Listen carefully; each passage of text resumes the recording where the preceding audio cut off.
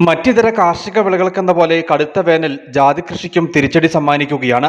വേനൽ കനത്ത് ജലലഭ്യത കുറഞ്ഞതോടെ ജാതി കർഷകർ പ്രതിസന്ധി അഭിമുഖീകരിക്കുന്നു. പ്രതീക്ഷിച്ച പോലെ വേനൽ മഴ ലഭിക്കാതെ വന്നതും പ്രതിസന്ധി രൂക്ഷമാക്കുന്നു. കൃത്യമായ ജലസേചന സംവിധാനമില്ലാത്ത കൃഷിയിടങ്ങളിൽ ജാതിമരങ്ങൾക്ക് ഉണക്ക് ബാധിക്കുന്ന സ്ഥിതിയുണ്ട്. മൂപ്പെത്താത്ത കായകൾ പൊഴിഞ്ഞു പോകുന്നതും പൂക്കൾ കരിഞ്ഞു പോകുന്നതും കർഷകർക്ക് വെല്ലുവിളിയാണ്. ജാതിമരം ഒരു പരിധി വിട്ട് ചൂടിൽ പിടിച്ചു നിൽക്കില്ല, ഉണക്ക് വരും. ഇവിടങ്ങളിൽ തന്നെ 30-40 കൊല്ലം പ്രായമുള്ള ജാതിമരങ്ങൾ വരെ ഉണങ്ങി നിൽക്കുന്നുണ്ട് ഈ അടിമാലി പഞ്ചായത്തിൽ.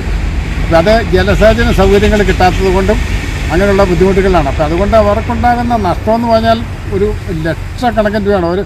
ഒരു 40 കൊല്ലം 30-40 കൊല്ലം പഴക്കമുള്ള ഒരു ജാതിമരം അങ്ങനെ ഉണങ്ങിപ്പോകാമെന്ന് പറഞ്ഞാൽ ലക്ഷങ്ങളുടെ നഷ്ടം ഒരു മരത്തിന് തന്നെ സംഭവിക്കുന്നത്. അപ്പം അങ്ങനെയുള്ള ഒരു പ്രതിസന്ധിയുണ്ട്. കടുത്ത വേനലിൽ ഏറെ വർഷം പ്രായമുള്ള ജാതിമരങ്ങൾക്ക് വരെ ഉണക്ക് ബാധിച്ചിട്ടുള്ള സ്ഥിതിയുണ്ട്.